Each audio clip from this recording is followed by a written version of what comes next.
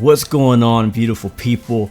We are back with a beautiful new aircraft to showcase and review. This is the King Air 350 by AirfoilLabs.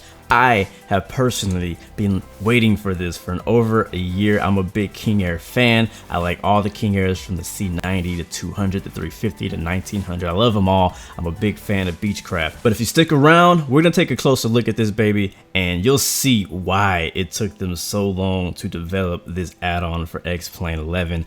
I'm super hyped about it. It is considered a study sim aircraft. So if you are interested in all the complexities of the systems of the King Air 350, you will definitely enjoy it. There's a lot in the manual to read and look through and learn about. But if you're not, if you just want to get in the plane and fly from A to B or whatever you want to do, and I will show you why it's so easy for the study level simmer. If you are interested in the details of the King Air 350 by AirfoilLabs, go in the link in the description. There will be a link and you can read all about every little thing they put into it. But I will be showing you a lot of it. There will be some things I may miss, so I'm gonna do my best not to make this video too freaking long, but it's gonna be hard because there's a lot to go over. And so without further ado, let's take a closer look at the King Air 350. We are sitting here on the ramp at Telluride in Colorado, one of my favorite airports in the United States, and today we'll be flying to Sedona. I believe that's in Arizona, and it's gonna be a really nice flight. Before we get to that, I want to show you guys the exterior of our aircraft today and some of the features that we can do that not a lot of planes available in X-Plane can do right now. And first, you can see we do have tie downs, which we can actually click on all those. What I'm gonna do first, I'm actually gonna open the door up so we can start loading the aircraft. So I'm gonna scroll over here and click on the door handle. That will pop down just like that. Beautiful. And then also we're gonna there's actually a baggage compartment right behind the engine.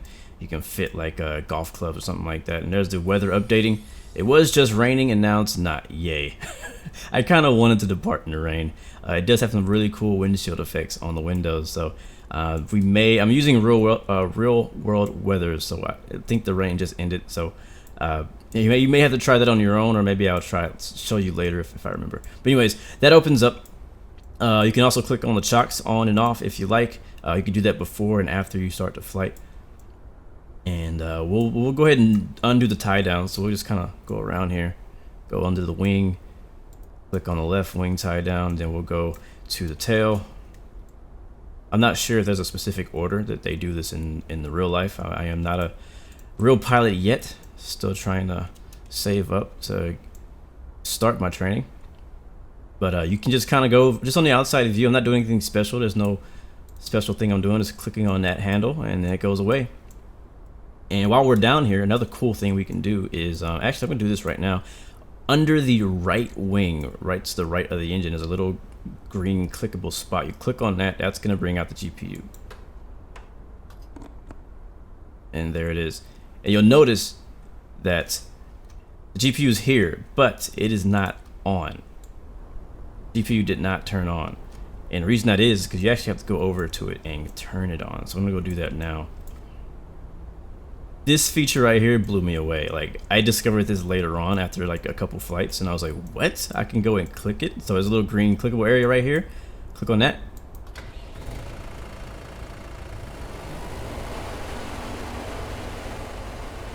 And we have ground power.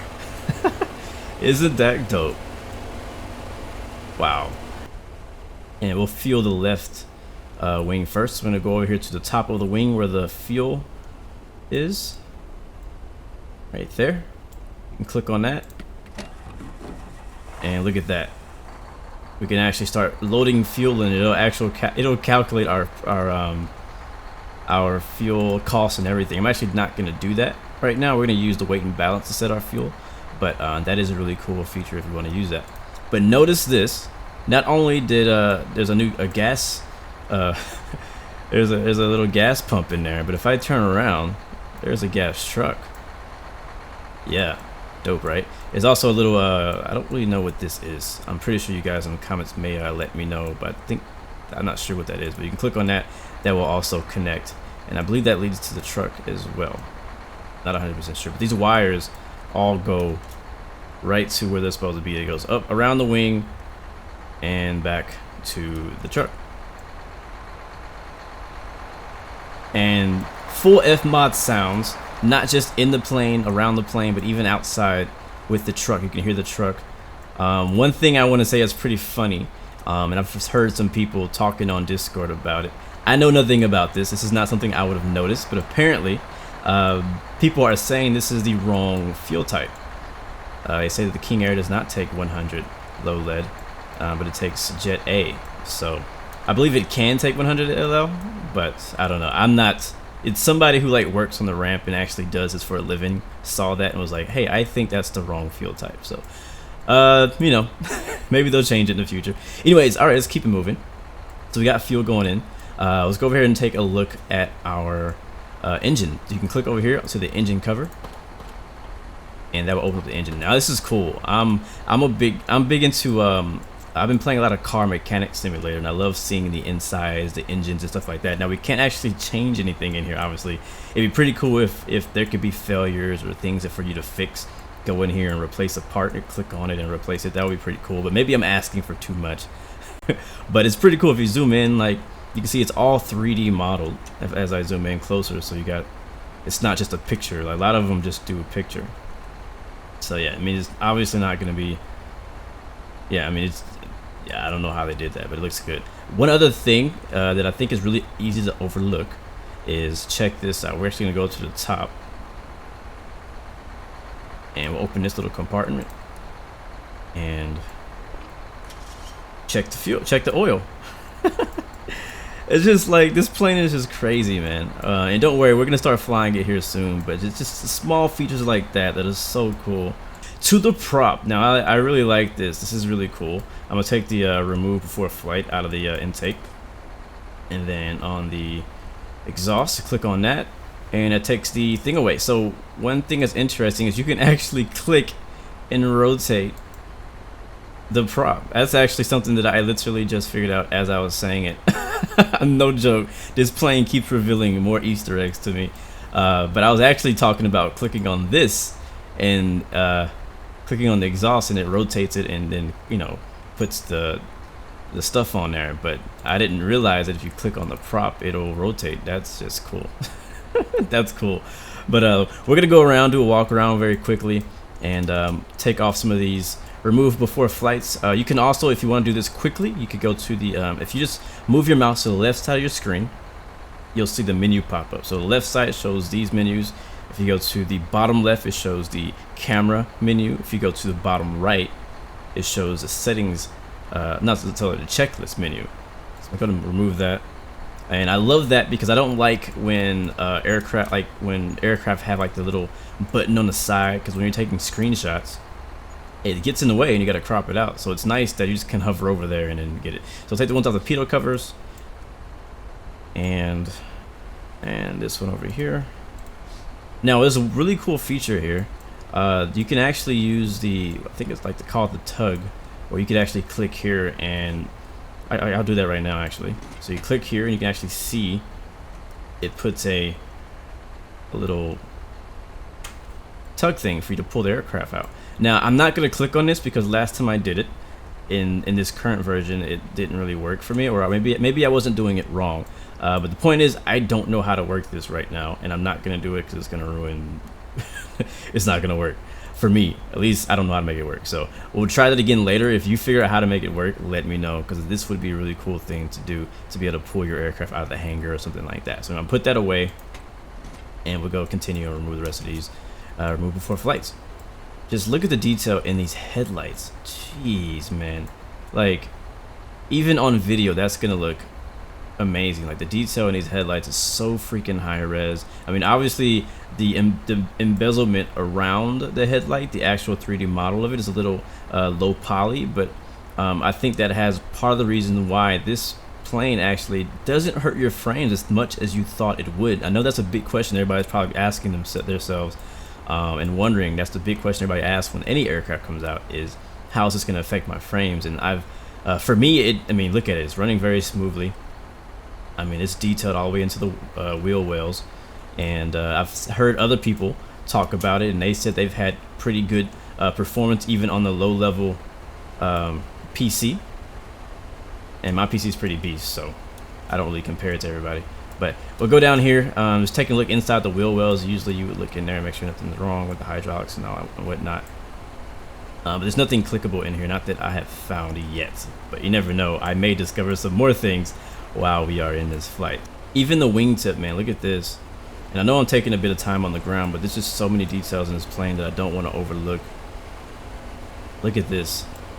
Very high res. I don't have the nav lights on right now, but usually that light would be on. But I mean, it just and there's even scratches on the glass around the nav lights as well. And you'll see that around all the glass surfaces, little scratchy texture effects. Just show a bit of wear, because the King Air is an old plane, man. It was built way in the back in the day.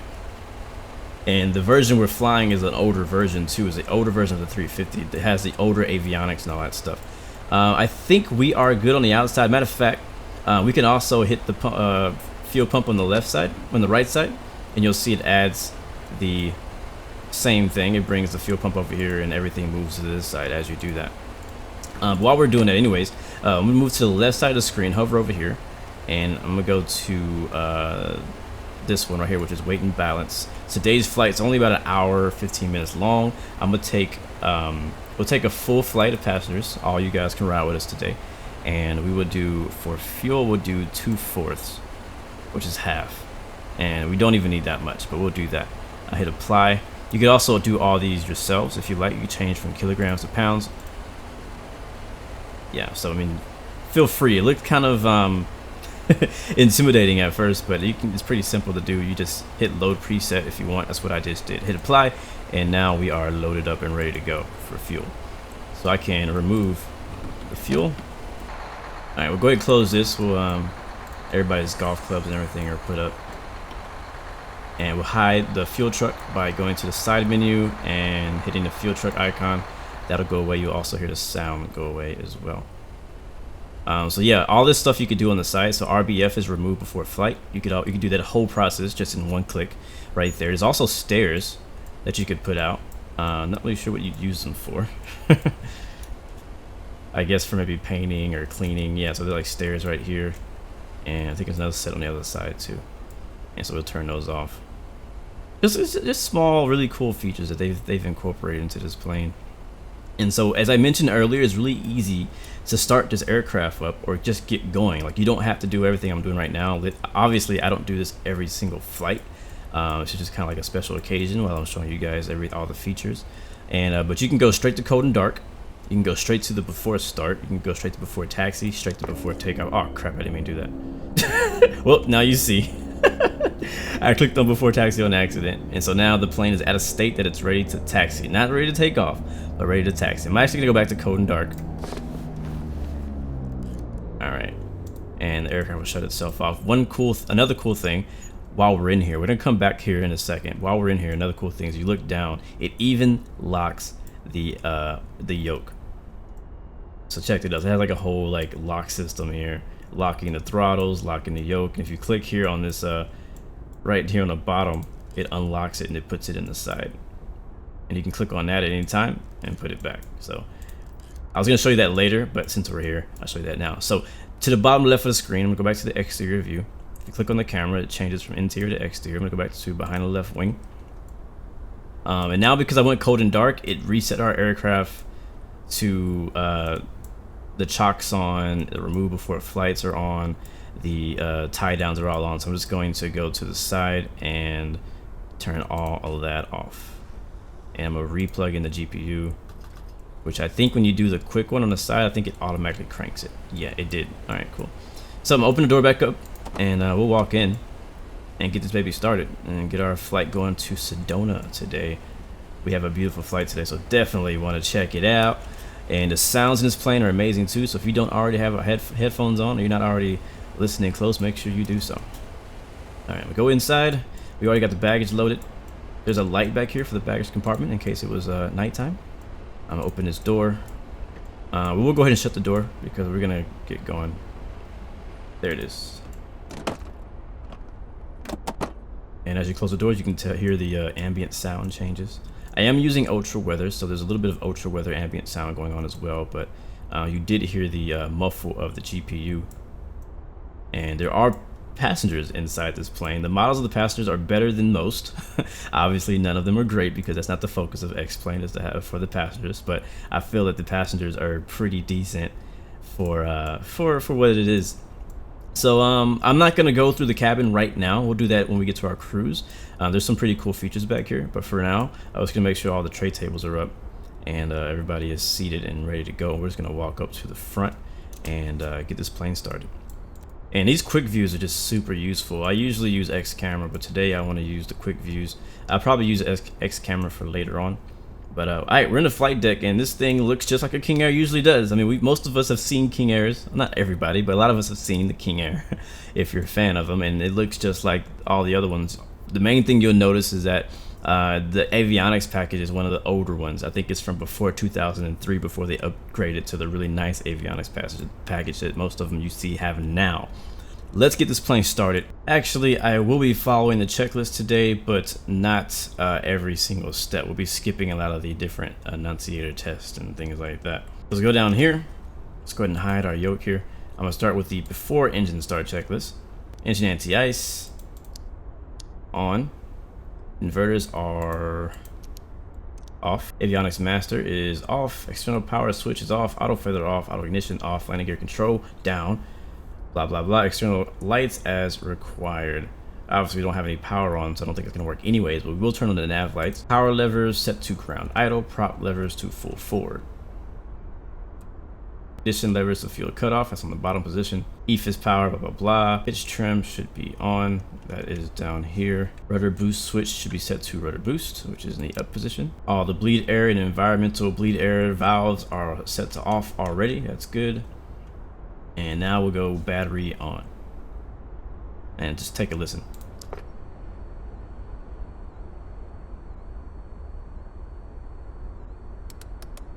Very, very cool. Cockpit lights as desired. Turn on seatbelt signs. We'll turn the cabin lights on. And that's all we need. We don't need anything. Standby pumps are off. That's over here. Auxiliary transfer switches. Auto. And I don't know if the circuit breakers work on this plane. Next, moving to the engine start by GPU.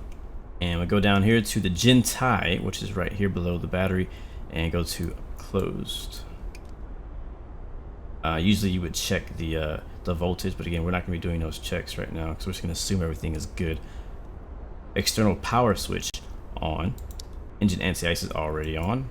Now we need to check the left prop area. Clear. Switch the left engine ignition switch to on. Again, we're doing the left engine first because the GPU is on our right side and we don't want to hurt the guy who is going to be disconnecting the ground power unit. We don't want to suck him up into the prop, so we got to make sure we don't do that same engine. So left engine to ignition, engine start, and now we have movement. Turbines. The checklist does tell you what to do when you have a hung start. Just follow that if you need to. Looking for about 20% here, and we'll go into low idle on the fuel. And take a listen.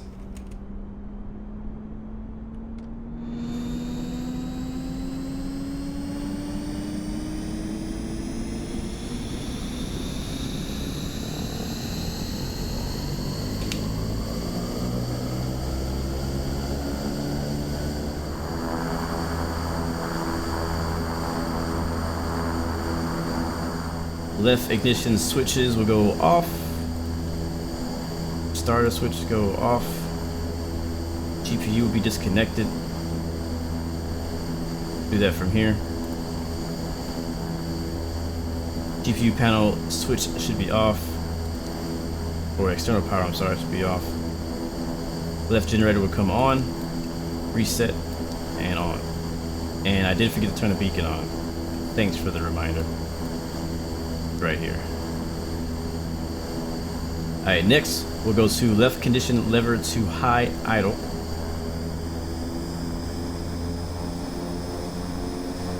We'll shut that so you guys don't get drowned out by the sound. But it's just, yeah, I love the King Air sounds of that prop. Alright, check the right prop area. We'll start to do the same procedure over there. I'm actually going to close this down and start to know what to do. So engine ignition arm and engine start on the right side.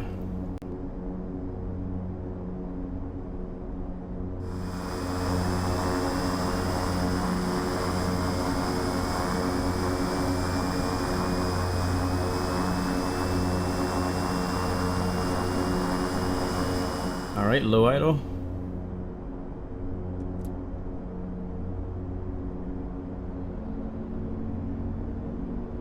Oh yeah, we're in business, people. Back to our checklist. Waiting for monitor right ITT and right oil pressure. That's the top up here, ITT, and the oil pressure is on the bottom. Once that is looking good, we'll go ahead and shut off the right ignition and the engine start. And then I'll go ahead and go to high idle on the right engine. Make sure your prop levers are full forward. At least 150 RPM. And for the before taxi, we'll do, I'm gonna go through this pretty quickly, guys. Make sure the gen tie switch is set to open, which is the down position. I'm gonna move over to the right side and set our environmental controls. All these will turn on, all bleed air valves, the aft blower, electric heat, and this other thing over here. There we go. And back to the left side, we'll turn on our inverters. And then Avionics master. And then back down to the FMS, we'll turn our EFIS power on. That's it's gonna allow us to actually see the FMS. We'll switch those straight to up. And then the way to get it to turn on, and it confused the heck out of me before, is go to right here. It doesn't work if you do the pop-up, but if you have it in the panel, go to the brightness, scroll up on that, and wait a few seconds. And actually, one thing I forgot, because it did not come on, is I forgot to turn the right gen on. So turn it up and reset. And then go ahead and cycle the left generator as well. Up and reset. Reset on. You can see our screens have now come to life. Let's go check our FMS.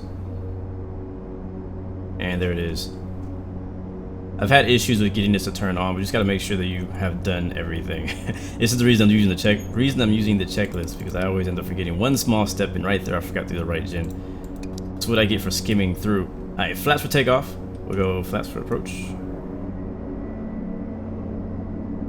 Exterior lights as required. We already have our navs and our beacons on. Nothing else was needed until we are actually ready to taxi. We'll check our flight controls.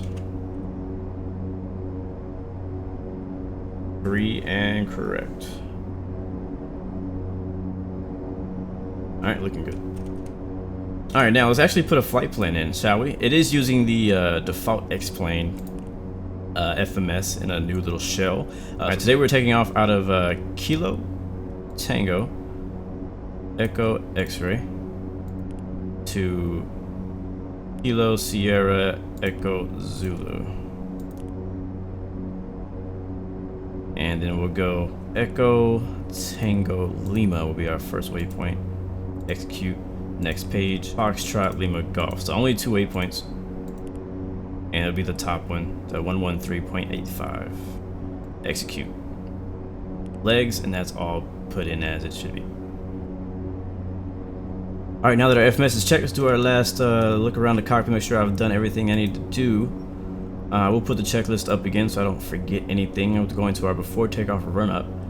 Nose wheel centered. Autopod check. Our rudder boost is on. Pitch trim is on. Pitch trim switch, all that's good. Ice protection is set. Let's go do we'll do all the icing right now. We'll do fuel vents. It is actually pretty cold here in Telluride, Colorado right now. We'll do windshield anti-ice. We'll do brake de-ice. Stall warning, pitot heat. So the current altimeter here in Telluride is 3012. Here we go. We will also turn on our transponder. Do alt. We're flying VFR today. We'll also turn on our COM 1, our NAV 1. Nav 2, Com 2.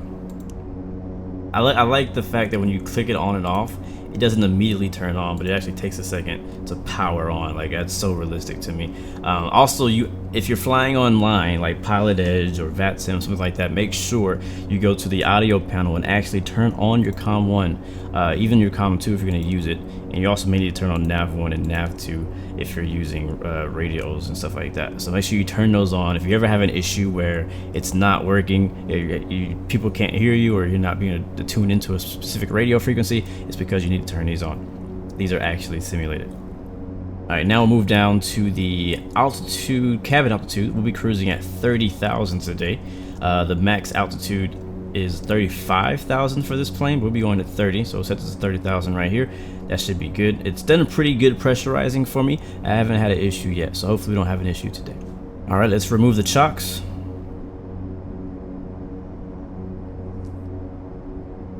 Make sure your parking brake is on when you do it. And if you want the aircraft to actually follow the FMS, you need to click on a specific button. So first, click on this screen on the bottom here. You can click on any of these screens and it'll pop up. So click on this screen on the bottom. Go to your FMS down here. Actually, to the left of the FMS on the autopilot panel, that's what this is right here. We're going to click on CRS ACT, and that's going to change from VOR1, VOR2 to FMS. So now, when I turn on my autopilot, it'll actually fly us the FMS route. If we did not do that, the aircraft would not fly the FMS route, and that was something that took me a while to figure out. And since we're down here anyways, we will actually go ahead and arm our nav, and we'll set our initial altitude to 15,000. Oops, that's Sparrow. Altitude's over here.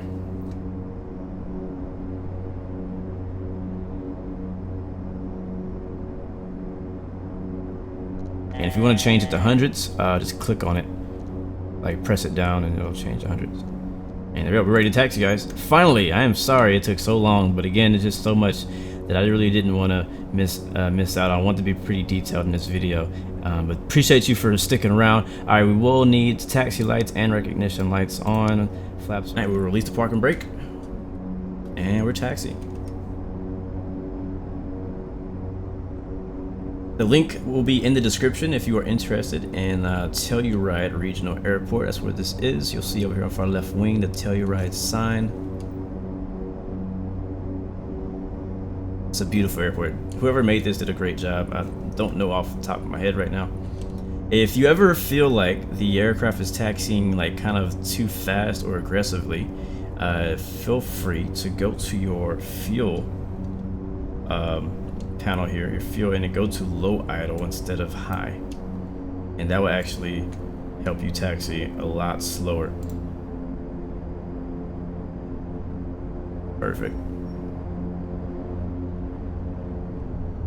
All right, coming up to the whole short line here, and there's a few things that I want to set before we go. We already have our autopilot armed for the FMS. We'll show right here just for 1 second,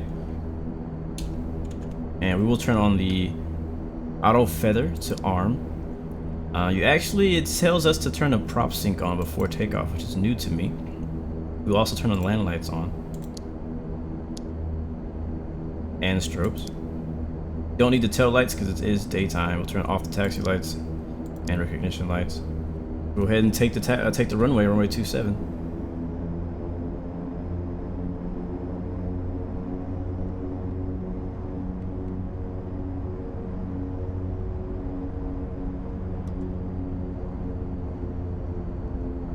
Turned out to be a pretty nice day today. It was pretty rainy. Actually, I think it was snowing a little bit earlier before we did this flight. Again, I'm using the real weather, so I'm kind of just going with real time and all that kind of stuff. I'm kind of at the mercy of Mother Nature right now. All right, I'm gonna go full forward to high idle.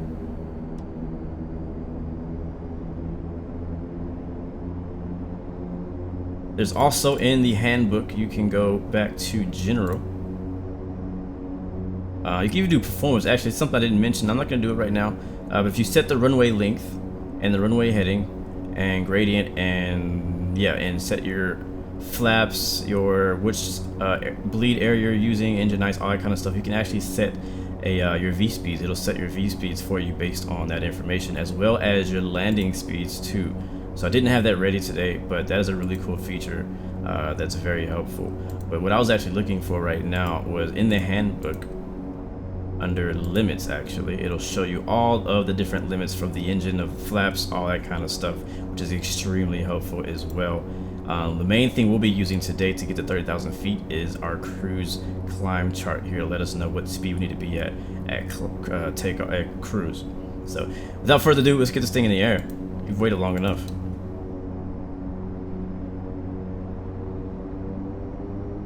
Giving it some power.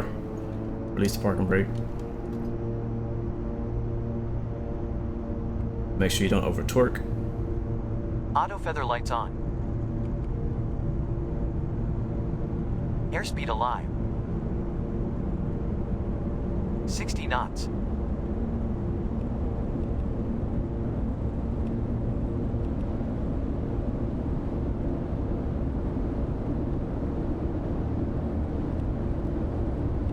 V1. Rotate. Positive rate. Gear up. 2.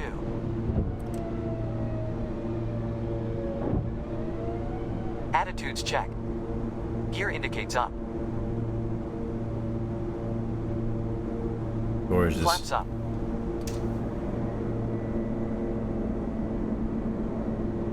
$500 feet to minimums. Flaps indicates 200 up. Feet to minimums.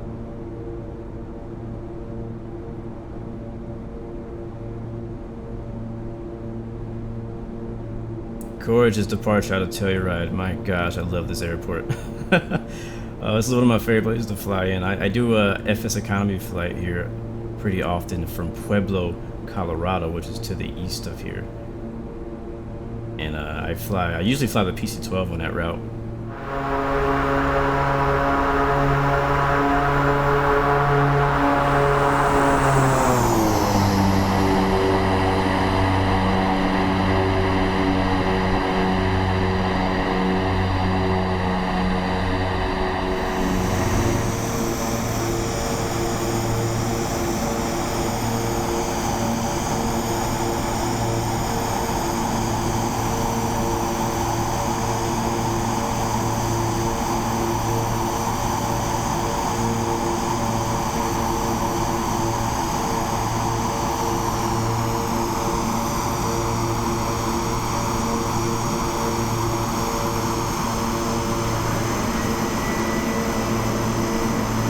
Already passing 10,000. You want to make sure that your cabin is pressurizing. We're going to go ahead and follow the flight director to our first waypoint of Cones. The Cones VOR is only about 15 miles away from Telluride. We're already going above 10,000 feet. So let's go ahead and get the autopilot ready. Again, you want to make sure that your cabin is pressurizing. Come down here and take a look. Right now, our cabin altitude is around under 5,000, which is good. To make sure that it is actually working, you want to make sure that your bleed air valves are actually open. If not, your cabin will actually not pressurize. So just make sure to do that. I've made that mistake before in the past. We have a little bit of cloud cover now as we climb out of Telluride, but it's they're pretty high up, so we're looking good as we go through the clouds now. I'm gonna go ahead and get autopilot set and ready for our climb. Turn the yaw damper on. And right now, right around, I would like to climb at 150 knots. So I'm going to pitch up. And we're going to use IAS mode for climbs. I'm going to pitch up until I see about 150 knots. And then I'm going to hit the IAS, and it will lock that down as our speed. And the aircraft will continue to climb at 150 knots once we get there.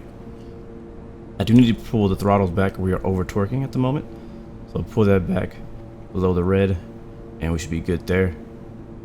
And once we get to 150 knots, which is right about there, I'm hit IAS mode and then hit autopilot engage, let go of the yoke, and your aircraft is now flying on its own and climbing at 150 knots. So the aircraft is going to continue to pitch up or down to maintain 150 knots until we get to the indicated air or the selected altitude, which right now is 18,000, but we're going to be going up to 30,000 today.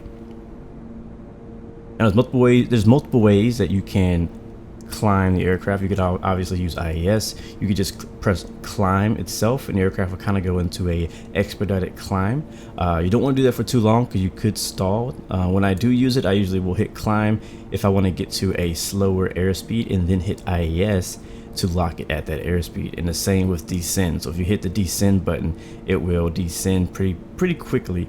But the best way I found to climb is IAS mode. But if you want to adjust that, a lot of times, right now we're at 150 knots. If I want to go to 140, I can either hit VS or hit climb to climb it up until we lose some airspeed, hit IAS again, and then lock it at that new airspeed. One thing I was confused about before was vertical speed. The vertical speed, I don't see anywhere that it's indicating what my vertical speed is, except for in the actual vertical speed gauge. Like there's no digital gauge, no digital number that shows what it is whenever you select it. So I was confused about that. So what you want to do is you want to hit VS. We can do that right now. Actually, we hit VS, and we don't really have vertical speed, so it's really going to lock the vertical speed at what we're already at, which is 1,000 and about 400. So every time you click up or down, it goes up or down 100 feet. So if you want to go 1,000 up, you want to hit up 10 times for, up until you get to 1,000. So that's something I was confused about, but that's something I just want to clarify. At up or down, one click equals 100 feet. So I'm gonna go back to IAS mode because I want to actually climb in IAS, not in vertical speed. Usually I'll use vertical speed though when descending, so that I can descend at a good rate. But as you can tell, our cabin altitude and pressurization is working all right, because we're coming up on 17,000 and we haven't had any annunciators or any issues with our cabin pressure. So we're looking good right now. Perfect. That's amazing. I'm gonna go ahead and change our altitude, or change the selected altitude to 30,000 now. And we'll continue our climb. We want to see if I look at the checklist really quickly.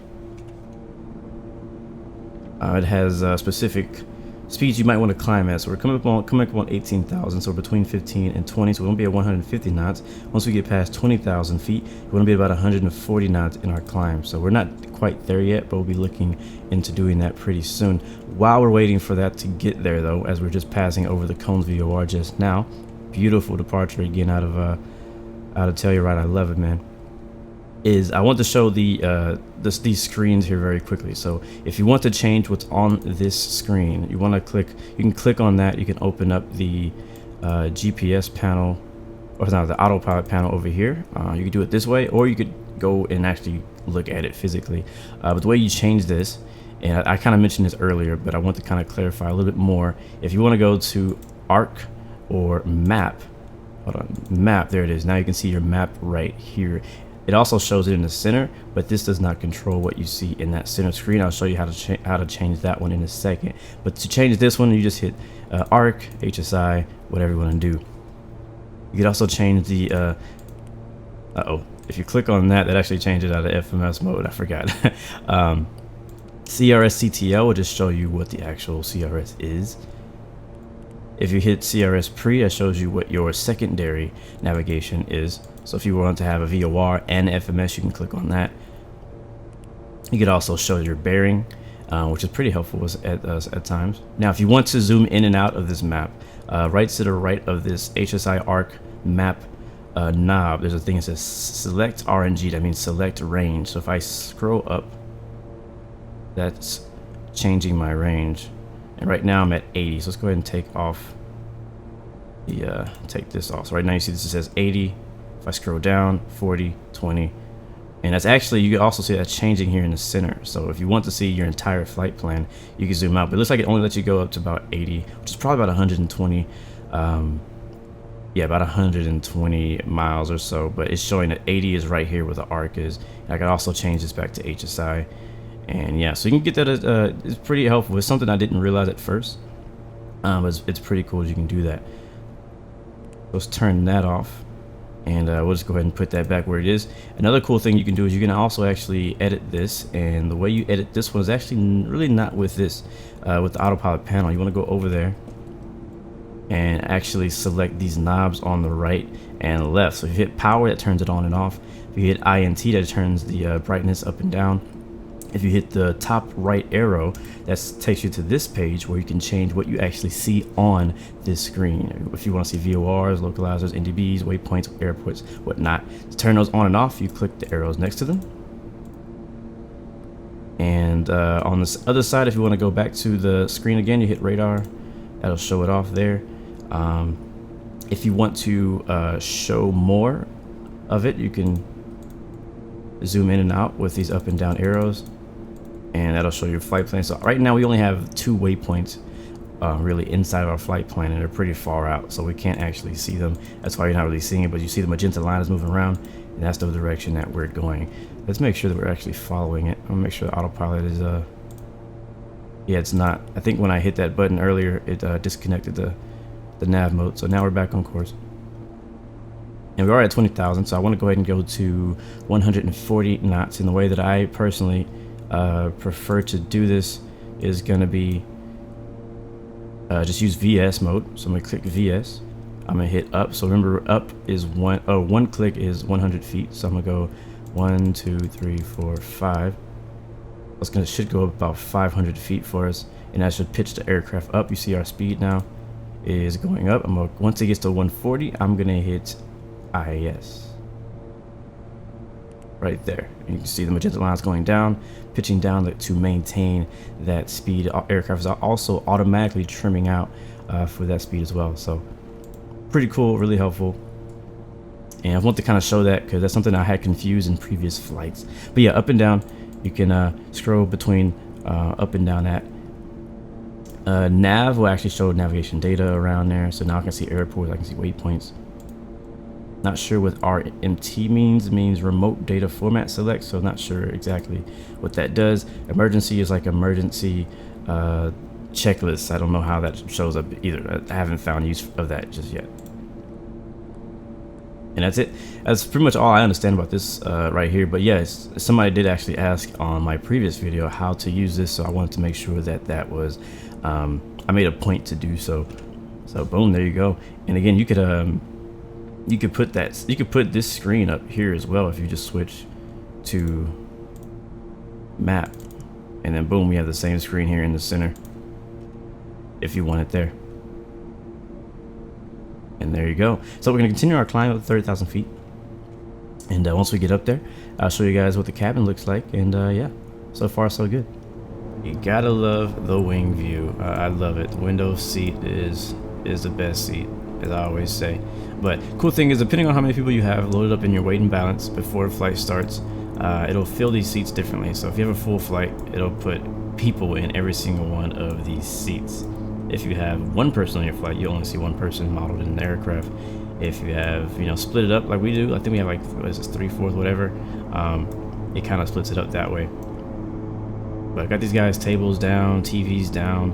Texturing looks pretty good. Obviously, the modeling of the people themselves are not the greatest, but again, I mean, it's kind of like an extra feature. Like it's not like it's not a deal breaker. It's not a must-have. It's kind of like, oh, let's just add people in it because it looks cool. You know what I mean? One thing I wonder always is like, who are these people that they're modeling? This is like some guy who probably plays flight sims, but I don't know. So it doesn't bother me too bad. They don't look distractingly horrible. Obviously the texturing could be better, but I'm not a 3D modeler yet, so I can't complain anyways. But as far as the things that are important, the carpet looks really good, the seats look really good, the texturing even on the baggage, the fire hydrant, the walls, the windows have smudges on them, as you can see right here, which looks pretty cool. It kind of gives you a nice effect when you're looking out the window. And if it's raining, then you'd see rain streaks and raindrops on the windows, and it looks really cool too. I love flying these planes in the rain. I just love the rain effect. You probably won't get to see it this video, but I mean, I just love how you can click on a seat and it sits you there. Alright, let's go sit in this seat. And there we go. Oh, how about we sit up there? And And then if you don't like that, or if you're tired of that seat, you can move to the I think you can just kind of move into the co-pilot seat or the pilot seat. Let's see if it'll do it here. It's not working for me. There it is. Boom. Now we're in the co-pilot seat. You can see it is shaking a little bit.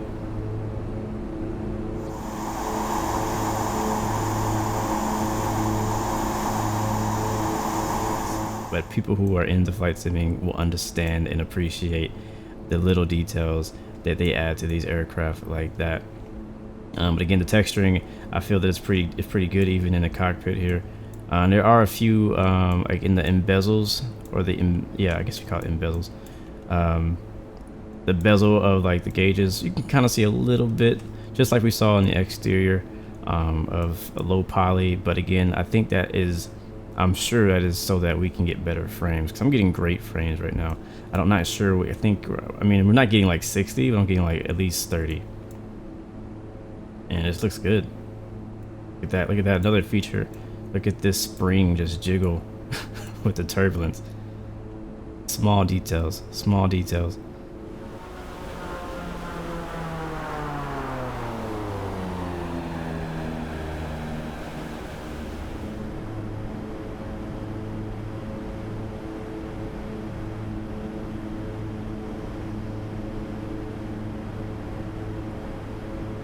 Alright, we're approaching Sedona. We're only at 6,800. Land lights are on. Taking a scenic approach. The Sedona airport is going to be on the other side of this plateau here. And we're going to stay at a pretty low altitude and fly in through the mountains. A really nice area. I love flying out here. This is another set of payware scenery called Sedona UHD, so the link will be in the description for that scenery as well if you are interested. Not very far from the Grand Canyon, and I really enjoy flying out here. But you guys know me, if you've watched enough of my videos, this is my type of area to fly in. I love flying in areas like this where there's mountains and crevices and all kind of stuff to fly through, canyons, whatnot. We got our speed pretty low right now. We're at about 150 knots. Land lights are on though, and I know where the airport is. We're just kind of taking the scenic approach in, as I just said. The beauty of flying VFR. Turned out to be a nice day in Sedona, so the lady in the back can stop checking her phone for the weather. Alright, make a right turn. We should start seeing our runway. There it is. Our airport is right there, right off our nose. Actually, no, that's not it. I lied. I thought that was it over there. We should see it though, real soon. Actually, no, I didn't lie. It is right there. And this is actually the side we'll be landing on, so we could actually make our approach right now. Bring our power back and go flaps down. Go gear down early, get some drag.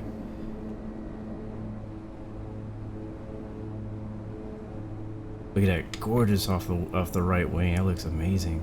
1,000 feet to minimums. 1,000 feet to minimums. 1,000 feet to minimums.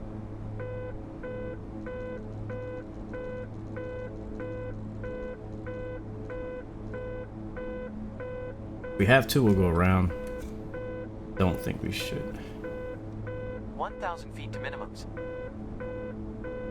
Gear is not coming down.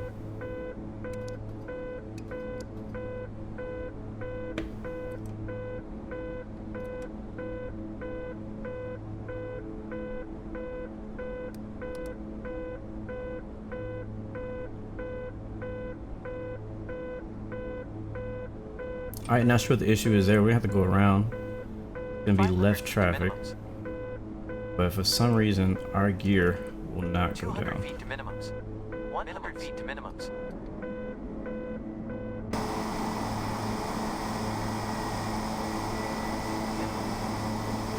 Flaps indicates up.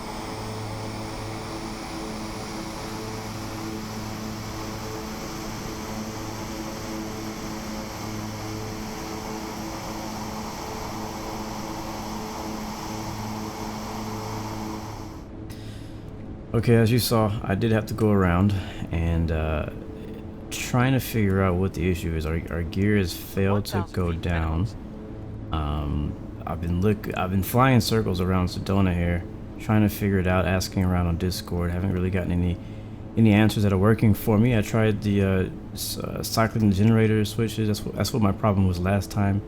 It didn't work for me this time, and I still have no idea why the gear won't go down. But what I ended up having to do is I had to use a landing gear alternative extension. So if you click on this red bar, click on it and hold it, it'll actually pump the gear down slowly. So you gotta hold it down for like a minute. It'll keep pumping it until the gear actually finally comes down. So if you look outside, you see the gear is now down, and that's the way I got it down. So I'm actually gonna lock it in place by clicking this button here. And it's weird because it's been indicating 3 green since I hit the gear down button the first time, but the gear never came down. My flaps are down as well, and we're on a left downwind for runway, I think it's 23 or something like that. But yeah, I really have no idea why the gear won't come down. I've been trying to figure it out, been wondering if it's some kind of gear limitation. 500 feet to minimums. Looking to see if maybe it's a bug. I went to my failures and reset on my failures multiple times, and it still didn't fix it. So again, I just don't know what it is. If you guys know what the answer is, let me know. I'll be continuing to look into it and trying to find out what it is. Hoping that the gear will hold up as we touch down.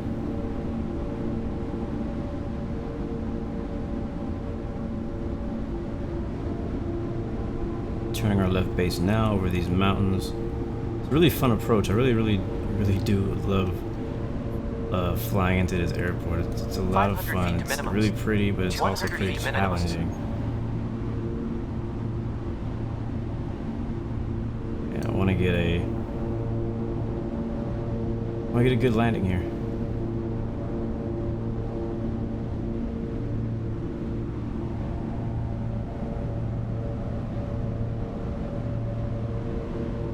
It's really easy to float this plane, but it's also really easy to slam it down on the runway. So you gotta find a good medium in between there. Right. I'll bring our power back. Flaps are down full. We are a little bit low, and we kind of overshot it a little bit.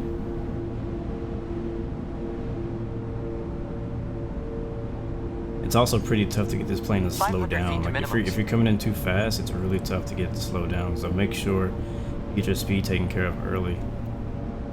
If not, then you'll probably be going around. All right, we're lined up.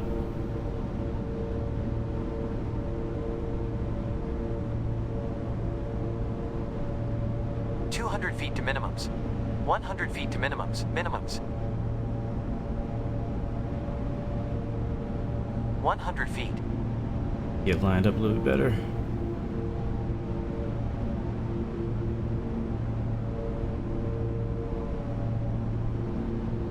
$100 feet. Come on.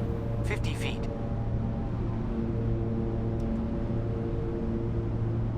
Props full. Oh yeah, that's what I'm talking about. Yes. Whew. All right, reverses.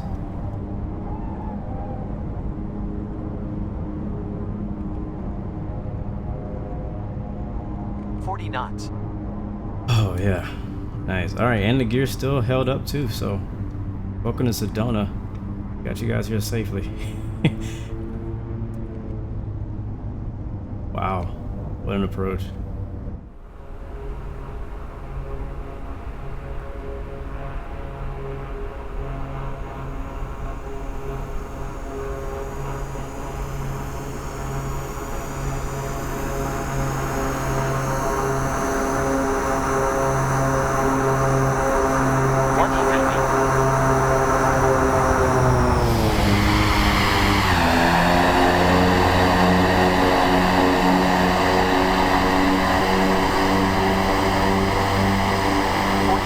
Did enjoy this plane. I really I shouldn't say did. I really am enjoying this plane. This is probably my 5th flight with it. I did a ton of touch and goes before, but I also did a few full flights.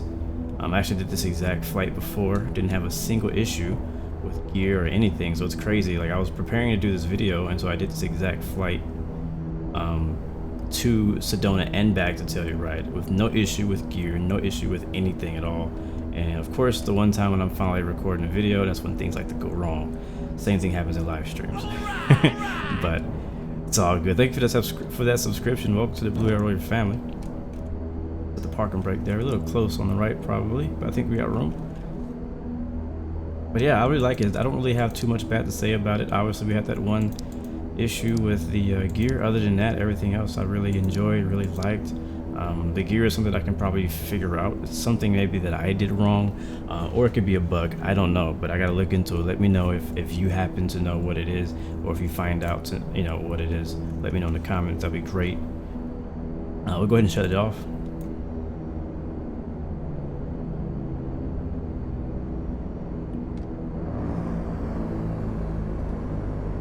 Doesn't that sound great?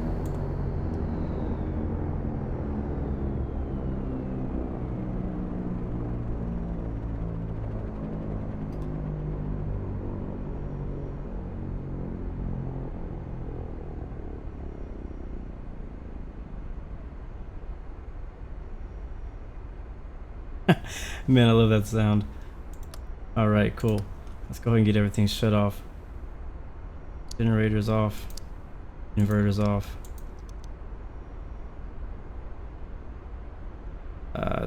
Turn off the auto feathering. Nav lights can come off. Beacon can come off. About to completely get out of this plane. Pitot heat, stall warning, all that stuff. Pretty much everything's just gonna come off here. Avionics is gonna turn off. Even the battery is gonna shut off. I love all the sounds too. As you shut them down, you see how. Hey, watch this when I hit the battery. Like the way it animates in. That's just so cool. And then when I shut it off, same thing. Very realistic. I like it. Alright, we'll turn all the way bleed air. We had a lot of problems in this flight. It's funny. I did this flight before and I didn't have any of these issues, and so it's just funny that I had these problems while recording. But hey, hopefully you guys can learn from my mistakes. We'll bring the prop all the way back. And that's it. We're done. Aircraft is taken care of.